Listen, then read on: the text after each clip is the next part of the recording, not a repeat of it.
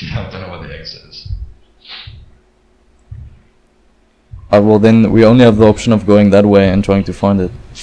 Lethal Company is an extraction looter made by a solo furry Roblox developer who also made its steals. And it's probably the best multiplayer game I've played all year.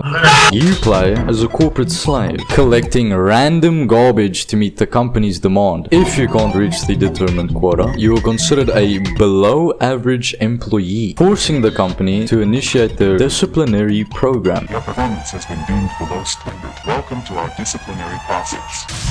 The core gameplay loop of Lethal Company is actually pretty simple. You go in, get scrap, take it back to your ship, and sell it to the company. But there's a catch. Different scrap have different values. This can range from metal sheets being worth literally nothing, to gold bars worth your entire quota, weighing you down by about 4,000 pounds, effectively crippling you, turning you into a walking kebab. Nearly every entity you encounter will try to game end you, and you're definitely not outrunning a forest keeper as a full invent paraplegic.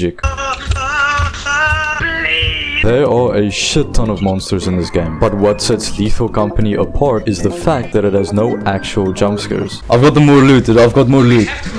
Technically you can get jump scared if you don't really know what's going on. Fortunately, every enemy has some form of a counterplay mechanic, as having randomly spawning mobs that instantly end your run would be very stupid. Early game enemies are usually pretty easy to avoid. Slime moves slow and doesn't really do much except for being a temporary roadblock. Snare fleas can be outplayed by literally angling your mouse 5 degrees up. Spiders won't hunt you unless you walk in their webs, and the cockroaches don't really get mad unless you steal their stuff. Your only real threat are thumpers. However, you might have noticed that there's one attribute they all have in common. They're short. Extremely short, and their tiny stature opens them up to one of the most broken exploits in the game. If you see a thumper running towards you, the instinctive caveman brain tells you to run away as fast as possible. But after leveling up your employment rank for a couple hundred hours, you'll realize they're all ankle biters. Much like Tyler 1 not being able to reach the top shelf, short monsters can't reach your lower torso. Meaning if you elevate yourself even slightly above knee height, most early game enemies will completely mentally shut down. If you have a shovel or a stop sign, you can probably beat them to death. It's not really an exploit, but a pro-level mechanic. If you're really unlucky, you might run into Bracken, an eldritch abomination also known as Flower Boy, being one of the smartest and strongest enemies in the game.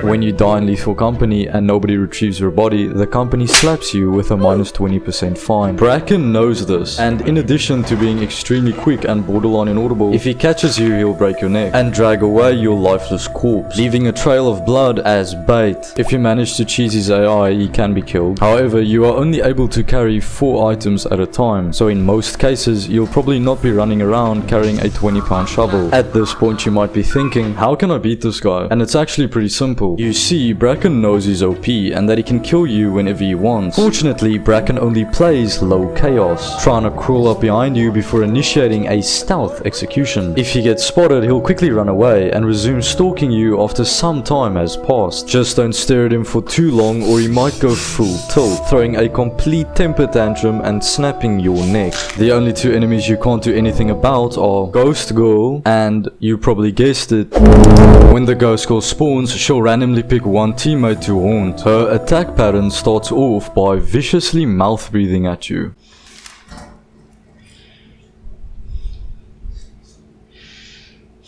Can you fuck off? This isn't just a little quirk, it's psychological warfare. She also can't be seen by other people, leading to the entire team thinking you're schizo for allegedly seeing a non-existent, mouth-breathing girl in a red dress. Claiming you're getting haunted will exile you back to ship. Unfortunately, she's very real and doesn't mind following you outside the facility. Most guides will probably tell you there's nothing you can do, as she can't be damaged or stopped in any way. But for all my high quota tryhards, I've got you covered. Similar to the other starting enemies, she's also quite short. Unfortunately, the normal railing exploit won't work. Instead, here's what you do. If you see you're getting haunted, hightail it back as fast as physically possible. After she kills you, she will target everyone else on the team, so it's pretty important you stay alive. Inside the ship, you can press B on your keyboard to move certain objects around. While moving an object, you have the ability to walk through it. Take the red cupboard, stand in the middle, press space, and when you've reached the apex of your jump, scroll down with your mouse. This will cancel your current action, displacing you on the very top of the cupboard. While up here, you're pretty much invincible, and the ghost score will completely bug out. Remember, this isn't cheating, I'm simply being a good employee. My only advice for the jester is, good luck. Outside, you're not exactly safe either. Different mobs spawn depending on your current moon.